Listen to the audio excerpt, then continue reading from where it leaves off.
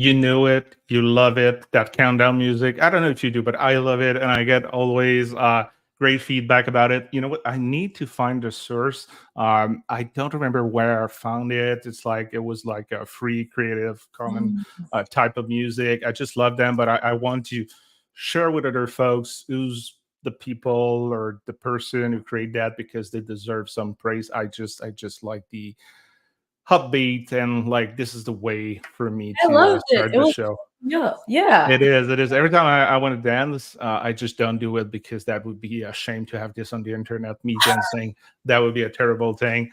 But No. yeah, no, trust me, that would be a terrible thing. So, folks, welcome to episode 16 uh, to the DevRel Show, the show that is, about developer relation and about the guest. This is all about the guest. It's a way to learn more. I was talking with my guest today before the show, and like I created that show because I wanted to. It was a little bit selfish first because I wanted to like just a different way to connect with people that either I already knew, like as a friend in person, I met them before, or people like my guest today, which I didn't introduce yet, but like I'm gonna do right away. Yeah, that we are connected on social media, but like really never talked in person or met in person yet. And there's some guests already that I had on the show that I did not even know they existed. So that's just a great way for me personally to kind of like meet new people and talk about the topic that I'm passionate about. But hopefully, it is useful for other people to, again, get to know those people, but also learn more about developer relation, the specific job of the people. And obviously, there is the demo part where I decided right at the beginning, let's have like something that people will be able also to bring back like to work at home or to work under like their specific project. So super long introduction to for people that are maybe new to the devrel show. But again, episode number 16, and it is not the last one, trust me. I just booked my last guest for this year, so right now doing the show every 2 weeks, with some exceptions. I'm fully booked with guests until 2025. So the show will go on. So on that note, for today's episode, I'm really happy and excited. I have Rizel with me. Who are you? Yeah, sure. First, I want to say I love that fact that you added in a demo section too, because it's not like you tell your job, oh, I was just talking about DevRel today. No, I talked about the product. But yeah, so my name is Rizel, and I'm a staff developer advocate at a company called TBD. TBD is a business unit within Block, and like Block is owned by like Square, or Block owns Square, Cash App, Title, a whole bunch of other companies. Before that, I was a developer advocate at GitHub. And before that, I was a software engineer. And I just really like talking about code and teaching people about code. That's it. That's awesome. Welcome on the show. And now I need to do this live with you and apologize for every time that you left a comment in the previous episode. You watched the episode before, and every time I was like, I know with Black Girl Bites, and I was like, I cannot remember her name for the love of me. Like there is no way. And every time I was like, hey, hi, you. And I just wanted to apologize, but like it's really not specific to you. Even if I remember your like, even if I know your name, I'm terrible with name. Like I have a pretty good memory for a lot of things, but I was telling a friends recently, like I'm giving a totally unrelated to tech. I'm giving meditation courses, and Ooh. one of the course that I gave is on 10 weeks. So it's like 1 hour and a half per week for 10 weeks. So I see those people once a week for an hour and a half. And last session, I have like 25 people in my course, and I think I remember the name for on about like 5 people, which is like it's terrible. Like it's so I'm so bad with that. That's It's funny. God. As It's long as people don't take it personally, I'm like I'm okay. But I'm always afraid that people take it personally. But I don't think it was your case. no, it's okay. I like that at least you seen like the name Black Girl Bites, and you're like, I know that name. Yeah. So I was that like, I know we should, but like it's just like her first name. I cannot remember her for the love of me. But hopefully, after that show, after spending like what, 30, 45, 1 hour together. Hopefully the next time you're gonna leave a comment, I'm gonna remember your name. But Yeah, you won't forget me. please don't, if it's not happen, not happening, because yeah, there's something wrong with my brain. Um, about a lot of things, but like specifically about that. And I just wanted to touch base with what you said about the fact that you love that I had like the demo part on the show. Mhm. Uh, that was also with the thinking of like, hey, if I want to get developer advocates on the show, that would be nice if they can go back to the business and say like, hey, you know what, like I demo the product, because on that show what I tell the guests is like, do product pitches, like Yeah, go, like they're good. My only thing is like, as long as people can try the product, like if it's yeah, just on the paywall but there is no free tier, there is no like free trial, I prefer not to. I want people to be able to test it right away without spending money, or at least a subset of the product. But the thing that I always say about product pitches, like, because we're used at conferences and meetup, like they're always like, oh, no product pitches. yeah. A lot of bad product pitches out there. What people do not like, it's not product pitches, it's bad, shitty product pitches. Yes. A good way to talk about your product, nobody's going to be against that. Like, obviously you're preaching for your own product, for your own company, but like if you're offering a product or a service that people need, and you do it like in a great fashion, when you don't feel like you're trying to like push the product in your throat and like Yeah. force you to like go for like a paid customer right away, I mean, I don't think there's a problem there. So Yeah, I agree with you. I always find it really tricky because companies are sending me to conferences, mhm. speak about the product. But the conference is like you can't be speaking about the product. But like I agree with you. Like a lot of developers say they don't like marketing, they don't like product pitches. I'm like, you just don't like it when it seems inauthentic to Yeah, you, when it seems like someone's just like, oh, this is the fastest, bestest thing ever. Whereas it's much better if you're talking to somebody who like understands where you're coming from and they're like, this is a possible solution for your problem. It's not the yeah. only solution. Here's how it works. Maybe here's some parts that may not work for you. But like I think that's always helpful.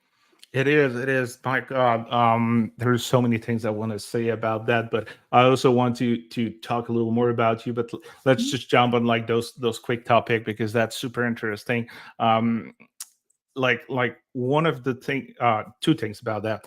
The first one, you said like, hey, instead of like saying like, oh, like this is the, I don't remember the exact phrasing you said, but like, oh, this is the product that will solve all your issue, like this is the only product that you should use. Like, it's rarely never the case. Yeah. And I think it's important in our job that like we don't bullshit people. And I think that's the difference between like pitches that may not resonate with people, where like it feels like it's like a big sales pitch, and Yeah. like a not good sales pitch, or like a really bad marketing person. Like, marketing is great, but like there is bad marketing people, as there is bad developer advocate. But like a bad marketing person like trying to sell you something that may not fit, like I think developer advocates, we need to be honest with people and transparent. Yeah. You um, don't want to be yeah. like a car salesman. No, no, exactly, exactly. And you know what? Like, the fact that you're honest with people, from my point of view, you've always paid off. Like, you may not pay off right away, like as, oh, you don't get a new user, you don't get like users going from free to paid tier. But if you're honest with them, like at some point, like it will come back. They may talk to like a colleague that on another team that may need your product, or they're gonna change company, and now like what you're offering is going to be useful for them. So yeah, no, that's the thing. And I don't know. I would like to. I was going to talk again, but like it's not a me show. It's you.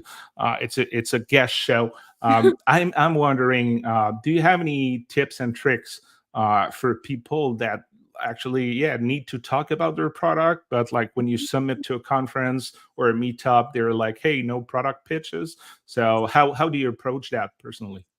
That's a good question. Okay, I would say it really okay. It kind of depends too on like the company and where you're coming from. Like some of my advice, because for example, when I worked at GitHub, like my whole thing was always got to put GitHub Copilot in the name because that's what people want me to talk about.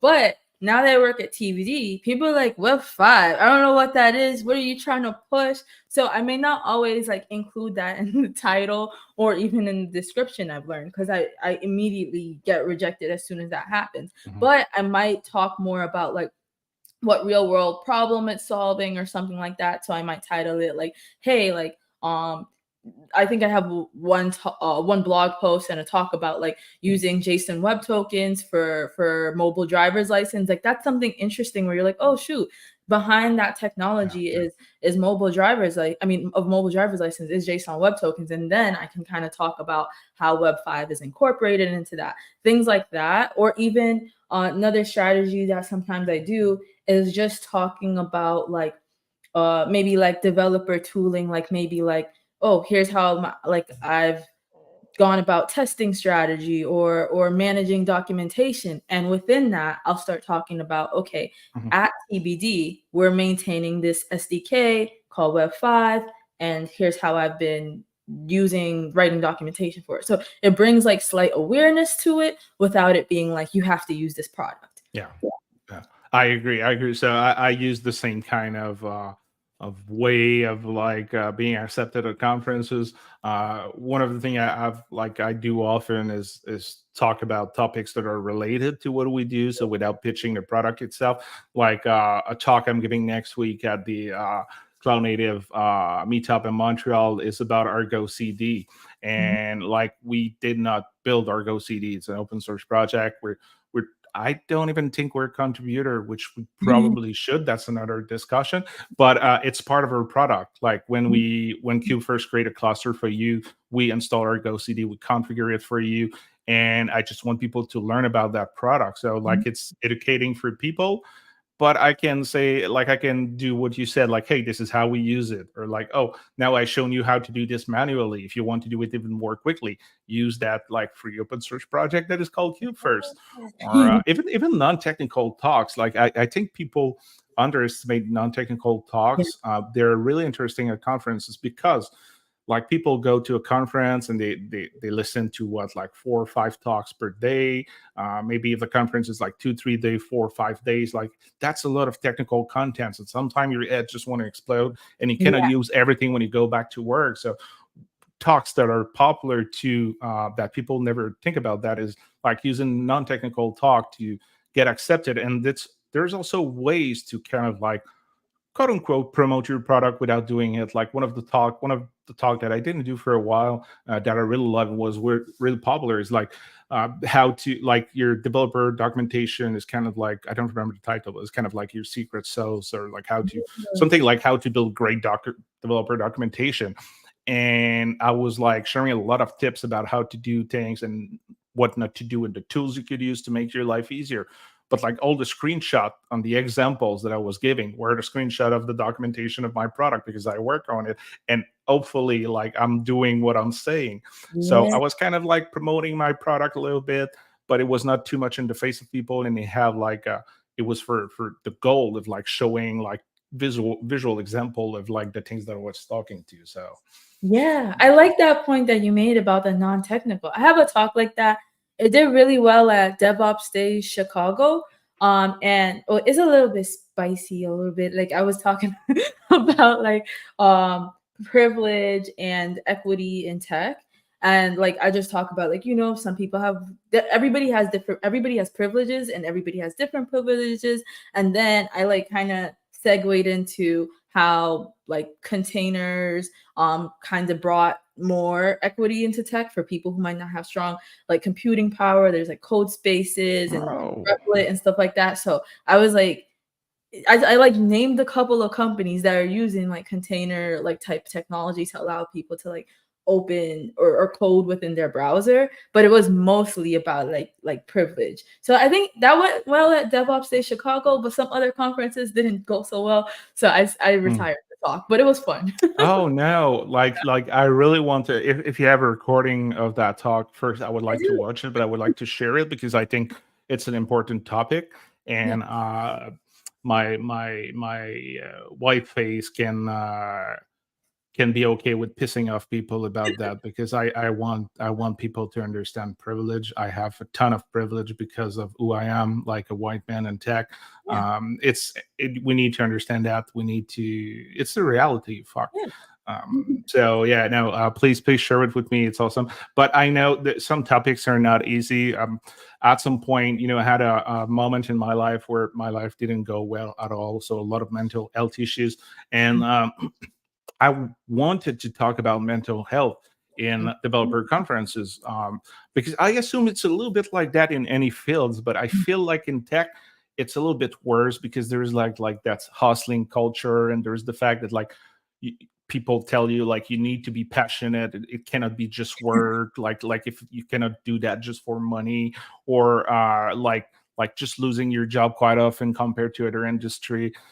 Like all those things that add up, like always keeping up with the latest and the greatest technology. Like it's a amazing field, but it's not easy. And I feel like there's a lot more mental health issues in tech than from my own knowledge from other industry. And I got accepted at one conference, and that was amazing. They gave me the big stage, and it was super well received. So I was like super. I thought they would have put me like in the small room where to put like the talk that they know is not going to be super popular. Like I don't know, in the back room, like with the garbage and stuff.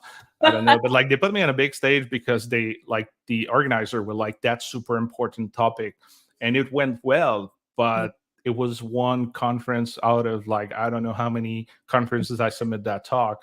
I know it's not a tech, and in that one I was not talking about tech at all, like technology at all. So that was not an easy topic, but I felt like it was needed. Maybe the people's not ready to put, or the organizers not ready to put this in their schedule, because again, it's not an easy topic. It's confronting for a lot of people, and obviously, like it's a tech conference, you want to have tech talk, and most of the conferences they have way too many submissions for like the speaking slot they have. So Yeah. I guess there's a lot of challenges. Yeah. But yeah, kudos on you on addressing that topic. You're right.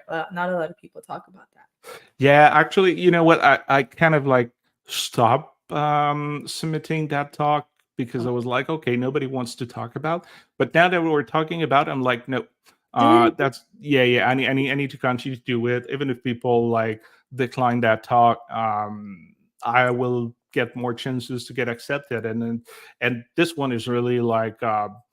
It's really for other people. Like I gain no specific benefit personally doing that. It's really like sharing my experience with people. I'm not a health professional, but like just like, hey, I went through shit, and this is what happened, and this is how it helped me to get out. But at the same time, I feel it's always good for like your company too. I work for people, like we're talking about non-technical talk. I work for people that was like, yo, it's not your job to give non-technical talk. And I was like, first, I have usually more chances to get accepted because that's different, and conferences like those.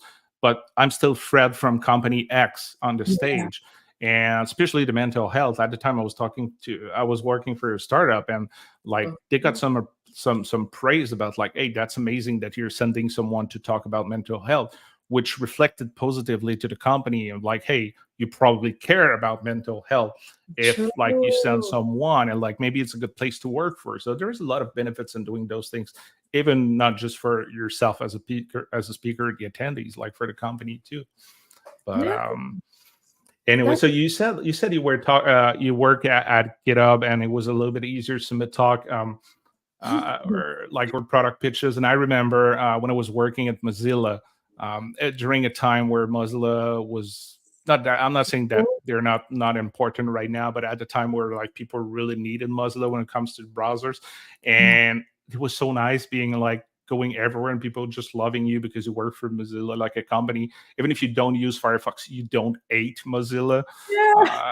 So that was so refreshing, because before that I was working at Microsoft during the evil era, and I was doing open source, and like people hated me just because I was working for the evil company. So anyway, so how was your experience at GitHub? I would love to hear a little more about that.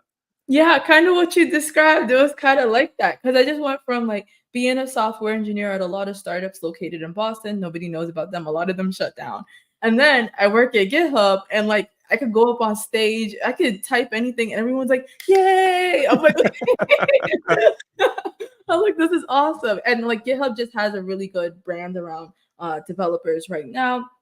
I think I learned a lot, like in terms of like how I'll go about like my DevRel strategy and being authentic and stuff like that. And I think I took advantage of, or came in at a good time where people were kind of a little bit suspicious about like GitHub Copilot at the time. At least that's Mhm. what I was seeing, where people were like, is it stealing our code? And they're like making up stuff about how it was working.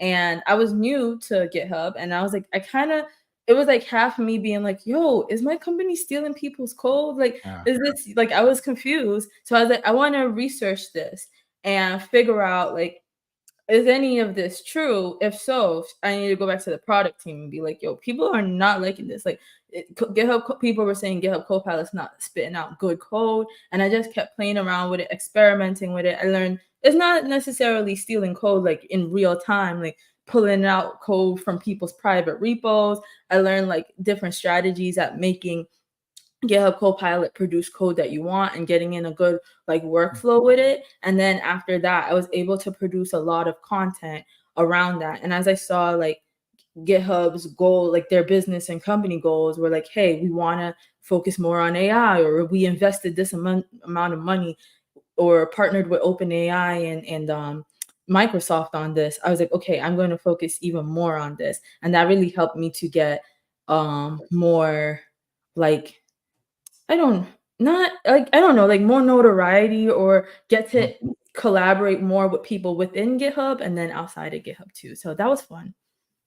Oh, that's nice. That's nice. I need to say, I've been lucky enough that I worked at all the companies that I wish I would have worked one day. I had a nice career, except GitHub. GitHub is on my list of like places that I always wanted to work Yeah.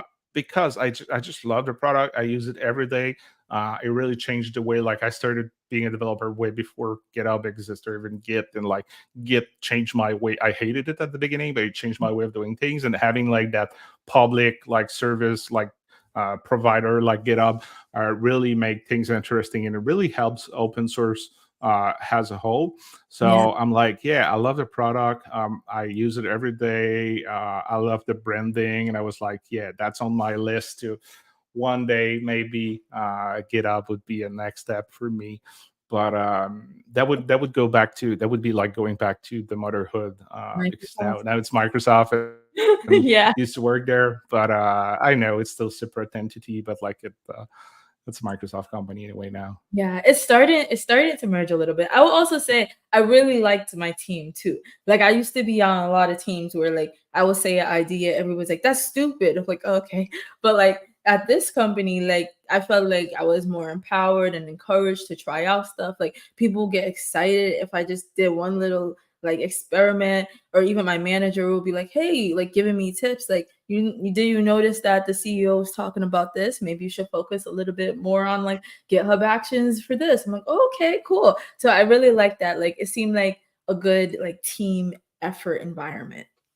Oh, that's great. Because, like, speaking by experience, a good or bad team or good or bad manager can do or make or kill a job. Yeah. I mean, like, even if you love your job and you have a bad team or coworkers that doesn't work for you, or a toxic manager, it's not going to work on the long run. So yeah, and even like a good manager and a good team can make a job that you don't like that much tolerable, because Yeah. at least you work with nice people and you have someone who supports you. But I've had this is a problem with tech. I guess this is a problem with any jobs. Like I have jobs where I was like everything was perfect. I was super happy, and for whatever reasons, the manager left and the new manager came in, and I was like, that's a shit show now. Like I hate my life right now, which is sad when you think about it a little bit, because like you can't really make or break a job. But yeah, yeah. So you've been doing developer relation. I was looking at your LinkedIn. You started in 2021, so it's been a couple of years now, and now you're a staff developer advocate. So I'm curious. What does it look like to be a staff developer advocate, or what's your job right now at TBD? Yeah. I mean, I don't people ask me this. I don't know if I feel a huge difference. I don't know. I feel like I'm not saying that I'm like working at a junior level, but I feel like at GitHub I'm already very like autonomous and take initiative. So like moving over to TBD, it didn't feel too different, but there are some differences like just because we're a smaller company where I'm now getting to like at GitHub they had like a documentation team. Now I am Mm. getting to actually like build out the documentation alongside my team. And that exposed me to the fact that like, oh shoot, you have to do a lot of coding for documentation. I thought you just write words. And then also I think this is a really interesting experience because I came into a company where the devrel strategy and everything was already like fully solidified.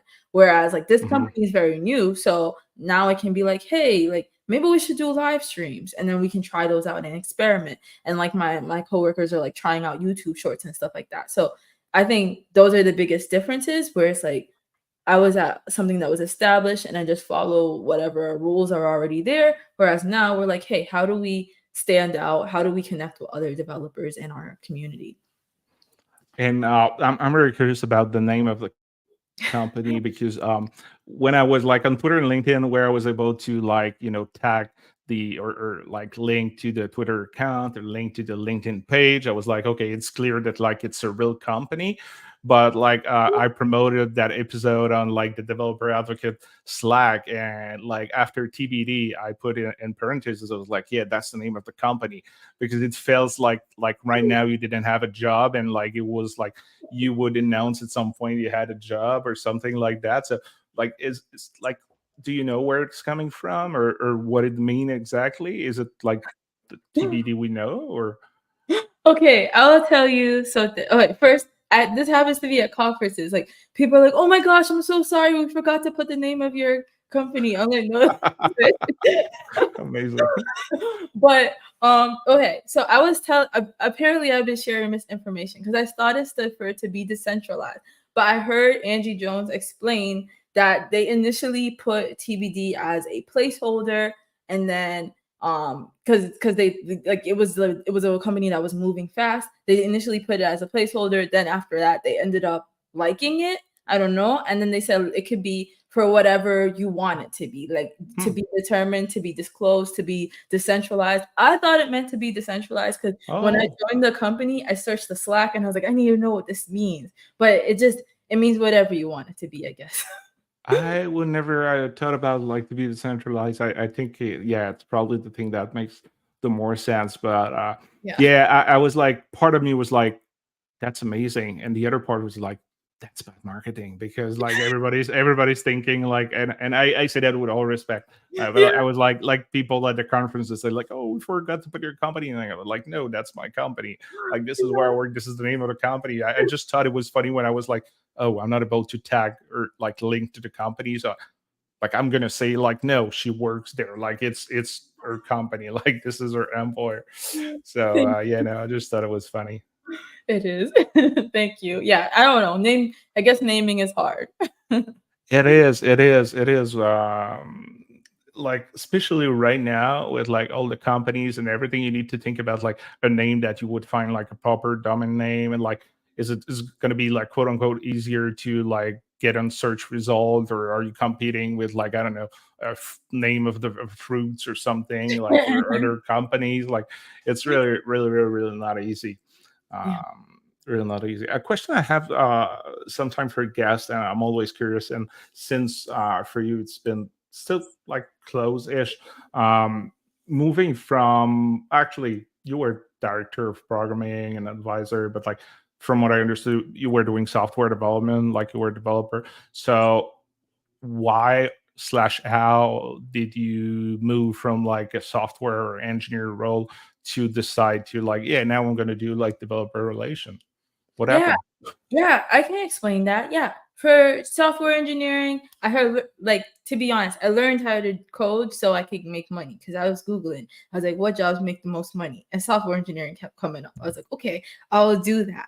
But I think I didn't necessarily, like I told you, some of my like past teams were not great. So in my head, I was like, I don't think I'm like made for software engineering. Like I thought I sucked, right? So what I ended up doing to try to like ramp up is I will like watch a lot of like YouTube videos and read a lot of blog posts. And I even like went to get my degree. And a lot of times I will come across like YouTube videos or conference talks by like developer advocates like Brian Douglas or Angie Jones. I'm like, whoa, I never even knew like Black people could go up on a stage and talk about tech. Like, how did they get to do that? So I'll like search them on LinkedIn. I'm like, oh, they're a developer advocate. That's interesting. And like you said, I was doing director of programs at a nonprofit at the same time as I was a software engineer. So in that, I ended up basically that role was like me creating a curriculum and teaching women of color and teaching other people how to teach women of color how to code. So that like helped me realize like, oh, I really like teaching people how to code. I'm like, maybe I could do the same thing that like Brian Douglas and Angie Jones are doing. So I just applied to GitHub one day and then I got it.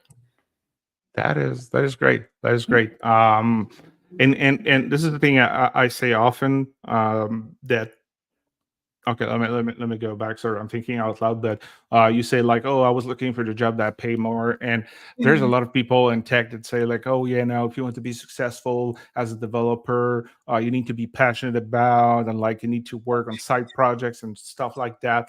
And first, I'm like, bullshit. I was talking with someone who's just started in tech this morning in a coffee chat, and I was telling like there's nothing wrong, like it's a job. Like don't get me wrong, I would probably still do stuff on a computer and Yeah. maybe do a show like that, like just for fun if I didn't need money. But like I do that job because I need money, because we need money for a living, and it's totally fine. Like if you do that for the money, it's fine. If you're passionate about as developer, it's a plus. It's Yeah. just going to be more fun to go to work.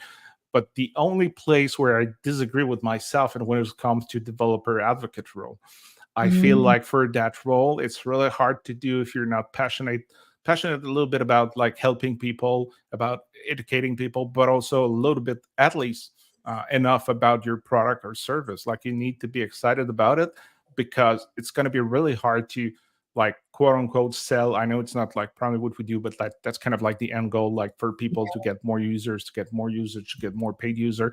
And I feel like it's going to be hard to be honest and transparent and doing a good job if you're not passionate about, because it's not like a more traditional sales role where you're going to do everything for that person to like become a paid customer.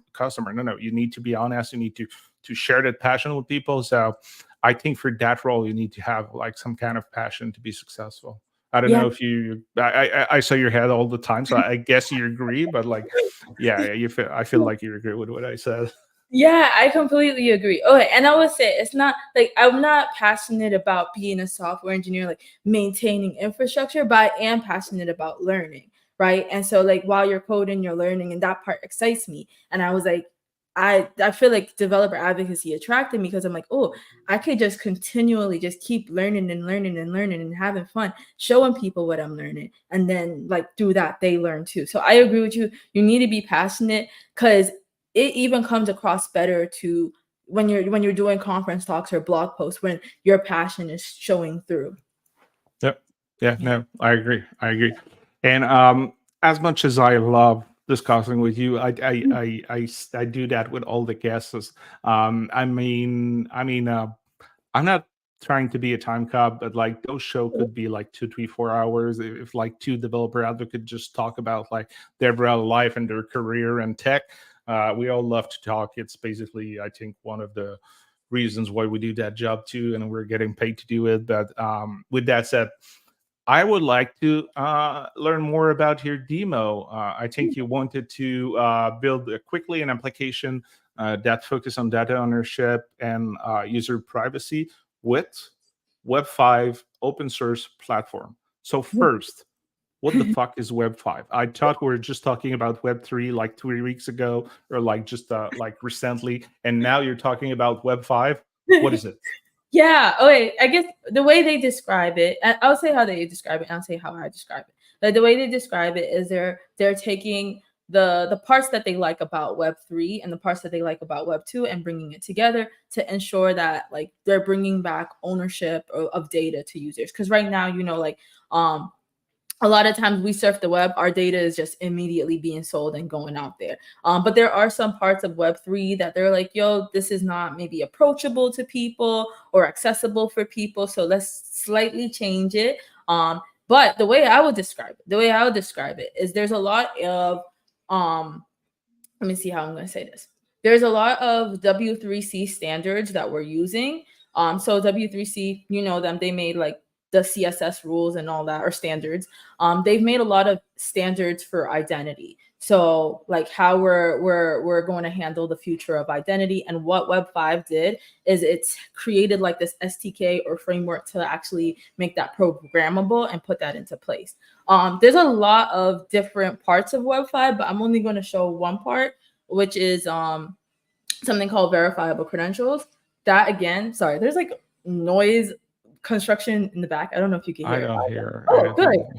It's so loud. But verifiable credentials, right? These are a W3C standard, and they're what people can use to basically digitally prove their identity. So right now, like, I don't know where you're located. Are you in the US?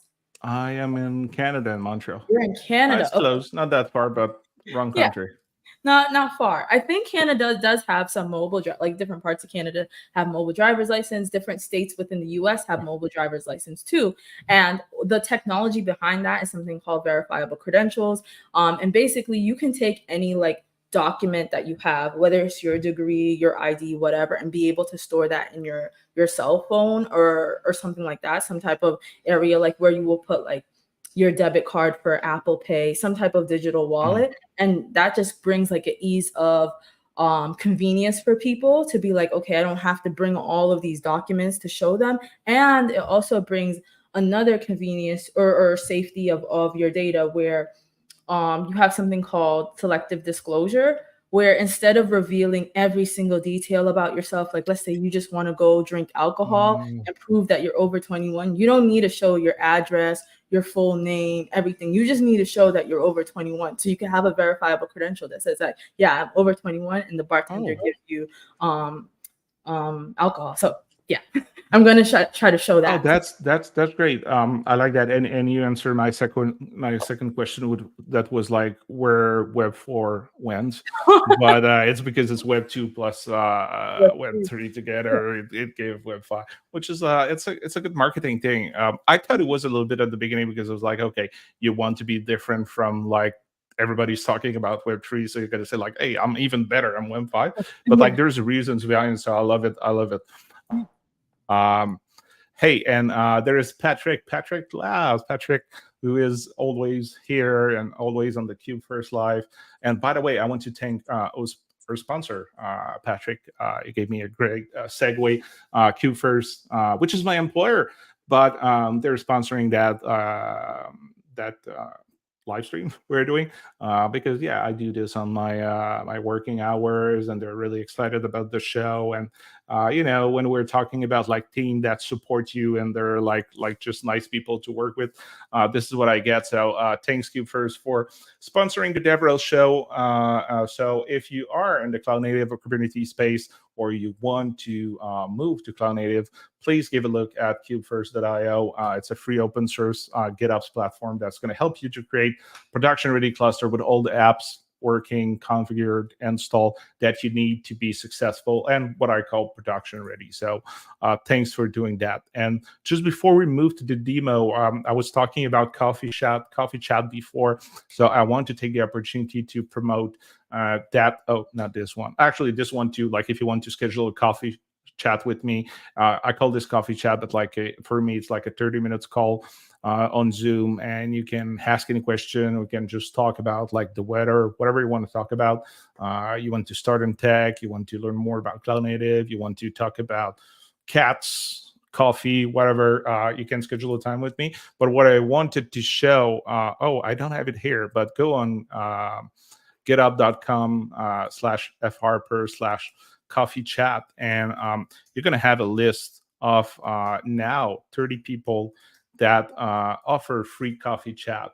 And basically, it's people that do the same thing as me. Like if you want to talk to someone that have a specific expertise in tech, they're just giving back to the community. So one thing, there is like now about 30 people offering those free coffee chat.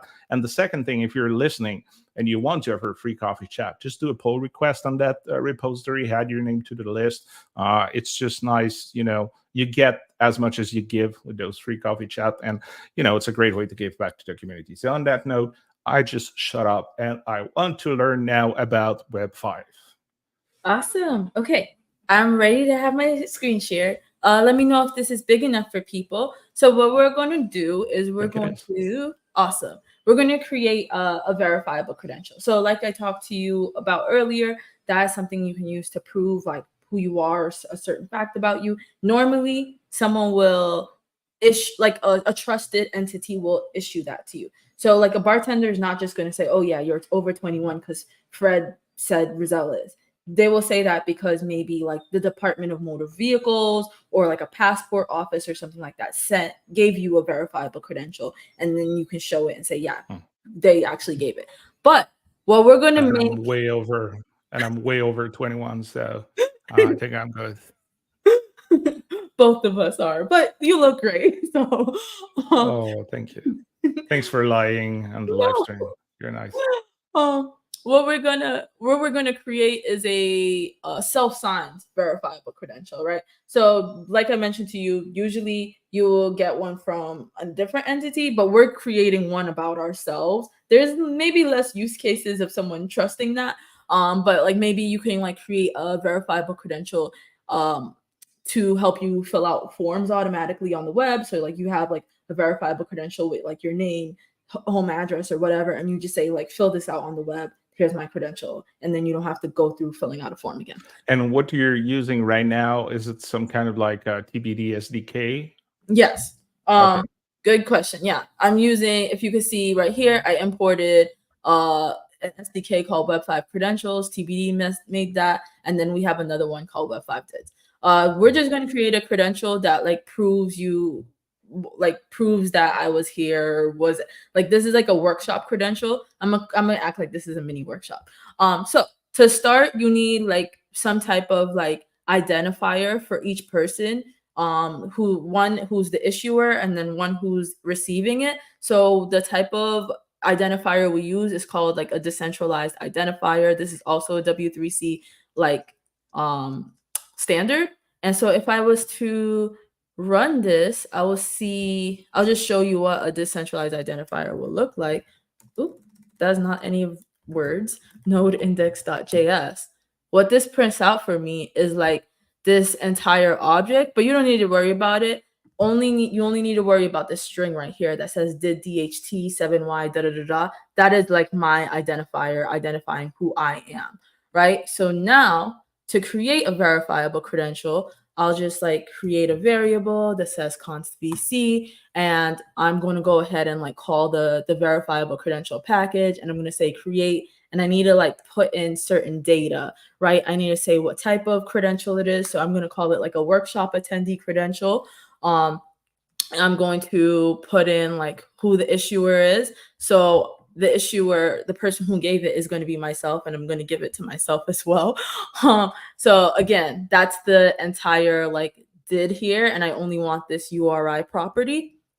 And then I'm going to put the subject in as well. And then I'm going to put in the expiration date. This is an optional field, but let's say like in the case of like a mobile driver's license or something like that, regularly driver's license expire. So you will want that also like digitally. And then here's where you want to like put in claims about the person. So I'm going to make it more specific to myself.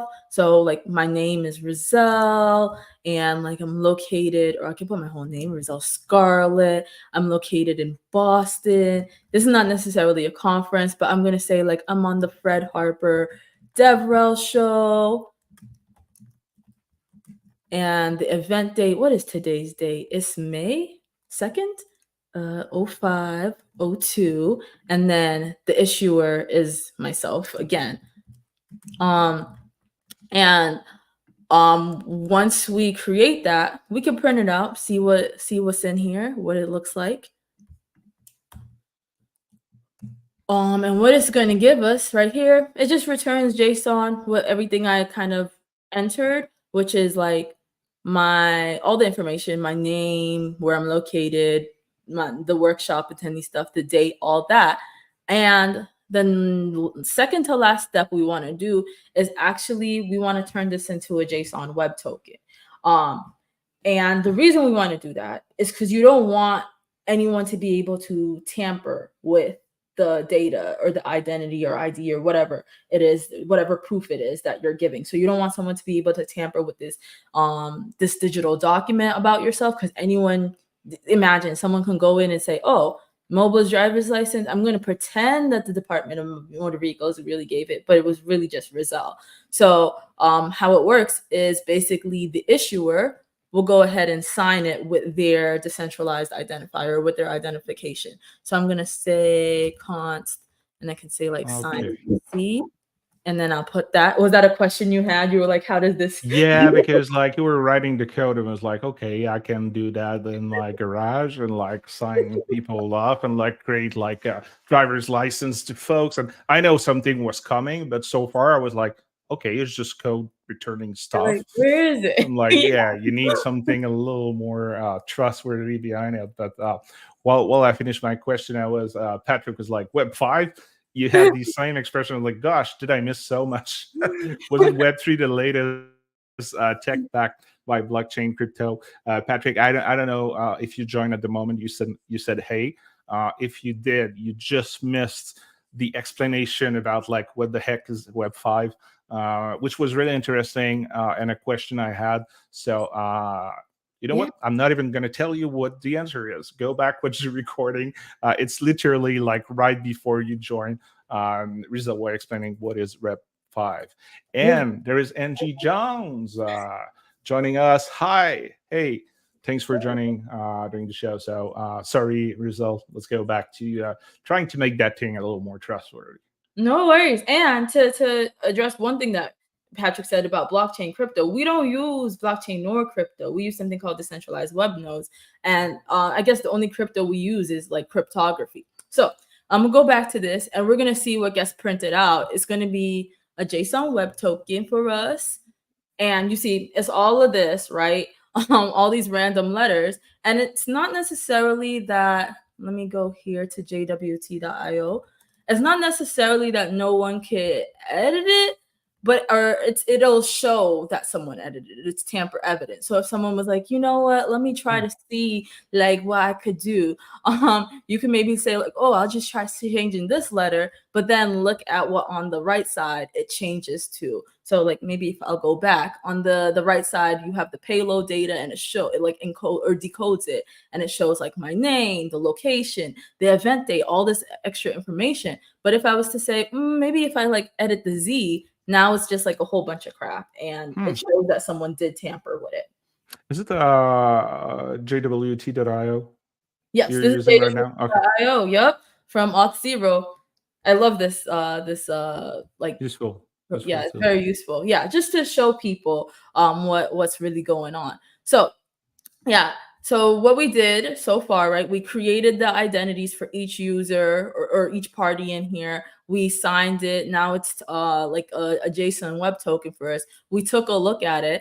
Now, what will usually happen is on the user side, you don't necessarily get like a whole JSON, or you do have a JSON web token, but you're not looking at it like that, right? Because that's ugly. You will get more like a digital card, kind of like how when you look at like your debit card on your phone, it looks cute and everything. It has your name or whatever information. So you'll get that and you'll store it in a digital wallet on your phone. And when you go to maybe like the bartender or wherever you're going, you'll show that and they'll scan it, or they have a QR code, and behind the scenes, something called presentation exchange happens. So what happens is they have criteria that they're looking for. They're looking to see like, is this issuer somebody that we trust? Has this been tampered with? Is it still valid? Is it expired? Like they're looking for a whole bunch of information. So in the case of this demo that we usually do, this is for like, oh, to prove that you went to our workshop, you will get like a swag or something like that in exchange. So we have this little like simulation that my coworker Ace made. You submit your JSON web token, and then when you press present credential, what should happen is it should show you a little card. Yeah, here we go. So it says, oh, here, you submitted this, we're giving you a verifiable credential. And then people in our workshops show us this credential and they say, okay, we want to get swag for this. And then they show us this and we give them swag in exchange. So I hope that was clear. I think parts of it I kind of glossed over really fast. Feel free to ask me. No, that was clear, and people can try it themselves. They can go on developer.tbd.website. Yeah. And I think I've seen also this is on GitHub too. Like, is it open source? Yeah. Let me show you guys. So wait, do you mean the demo that I did, or just in general verifiable credentials? Which part? All of what you said. Oh, okay. So we do have like the verifiable credentials code on GitHub. Credentials. And while you do that, Renee is saying hello. So hi Renee. Renee, who discovered a photo of me speaking today, just shared this with me, a photo of me speaking at Toronto JS 11 years ago. That bring back some memory. I'm pretty sure I was working at Microsoft at the time, so it's at least, actually it's probably more close to 12 years ago. I was giving a talk on HTML5 on Windows 8. We just launched Windows 8 and it was like a new thing, and I was trying to bring like web developer to build application for Windows, which was not an easy task. I mean, the SDK, the tool was good, but web developer building for Windows at the time was not the sexiest thing ever. Yeah, that does sound like a challenge, and that's awesome. I've interacted with Renee online, so excited to interact here. Okay, found some stuff for y'all. I should have thought about this when you asked about links. I'll put it in the private chat for you. So we do have a repo called Web5.js. This is like our SDK. We have it in other languages too, like Kotlin and Swift, if that's your jam. Then on NPM, we have like these packages for Web5 credentials and Web5 DIDs and other things as well. So I could put that there. And then if you want to try out the demo I did, okay, I've given you a lot of links. So sorry. If you want to try out the demo I did, there is this link, and then the repo that I was writing in is called VC Workshop. Here we go. This last one. So yeah. So what I was writing in is this repo called VC Workshop, and then what I submitted my JSON web token to is this like Netlify app called Web5-VC. Yeah. I need to say something about the GitHub organization. What? Do you mean the number? TBD 455666975. Was it this phone number to call the CEO? No, I believe that stands for, oh dang, I really forget, but it stands for something in the financial market, like a time that something happened. But okay. It's significant. Okay. Yeah. Because I was like, not super easy to remember, but I guess if you're in the financial world, it makes sense to you. But I'm new to the fintech world, so I was confused too. I was like, I wouldn't remember how to type in all of these, but it hasn't been a struggle. I bookmarked all of them and I keep it moving. It is the thing. So awesome. So Angie has the answer. She said the timestamp when gold reserve. Thank you, Angie. And what is the end of that? Because I don't know what you're talking about. When the gold reserve, what? Here. Gold reserve. Yeah, I'm Googling too because I wouldn't know. I mean, I'm not the timestamp. Angie, we need more than that because I'm not sure what you're talking about. Let's see. On the gold result, like I'm not American, so I may have missed part of the history. I'm not American either, so this is not great. But let's read about it. It says gold reserve has a long history of mining and was formed to acquire, explore, and develop mining projects. it was formed under 1956. Maybe this has to do with well, I don't really remember, but I remember learning a little bit about like how they found gold in America and stuff. But I don't want to spread misinformation. So I will say Oh, this: go research gold reserve. yeah, I'm reading about so that's the unique timestamp to the 24th of September 1971, and this is there was the end of the meeting between at the time the U.S. President Richard Nixon and the Federal Reserve Chair Arthur Oh, yeah. Burns, where they effectively decided to take the U.S. dollar off of the gold standard. Okay, Oh, okay. now you make way more sense. Yeah. Way Thank you, more sense. Angie. Thank you, thank you.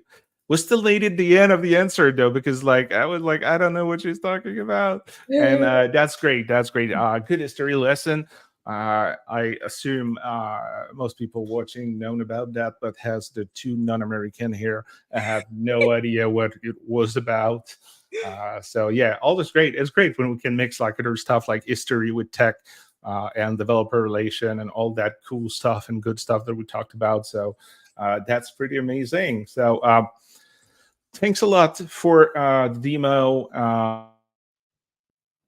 Thanks also for being a guest on the show. Any last thing you want to share with folks listening? I would say last things I want to share. No, thank you so much for having me. This was a really great conversation around like devrel and TBD as well. And I will say to other people, go check out developer.tbd.website. I think if you want to like learn a little bit more about what we're doing, it's actually really interesting. And I think the documentation is really like it'll like explain a lot for folks. That's all. I thought you were going to like, oh, the documentation is really good, and like at the beginning of the show, you said like, oh yeah, I work on the documentation, and I was Yeah. like, okay, she's patting herself on the back. Like I'm like, oh, Oh, so my good. entire team. The entire team. I'm not the only one. No, but I was laughing because like I believe that like it's totally fine to be proud of like the good things you do and the good work you do. So I do this like quite often. We're like, yeah, go check our documentation. It's pretty good. Like I'm the one who built it. So I mean, like that's a lack of modesty, but sometimes it's true. Why not? Why not sure about it? So thanks to everybody who joined live. We got a lot of people. You were not very vocal today, but I repeat myself. Always enjoy. Thanks for the people who leave comment or ask questions. I always enjoy when you do that. I think it makes the show even more lively than two people talking together. So please feel free to continue, even if you don't have any question or comment. Just saying hi. It's pretty nice. I love that. So please continue to do that. And on that note, I think that's the end of that episode. So, folks, I wish you a good rest of the day. Thanks for being here with us live. Thanks for watching the recording, and see you in 2 weeks for the next devrel show. Keep in mind, though, in 2 weeks, I didn't do the promotion yet, but like the show is going to be at 11 a.m. Eastern time because my guest, I don't want my guest to join the live stream at like 4 a.m. or midnight. So we're going to change this a little bit, but bear with me. I'm going to promote this very, very soon. I'm still keeping the guest secret like I do every time, but always exciting people in the show. Always nice to meet those great people and learning more about them and sharing about their knowledge. So thanks again, Rizel, and everybody. Have a good rest of the day. See you Bye. soon.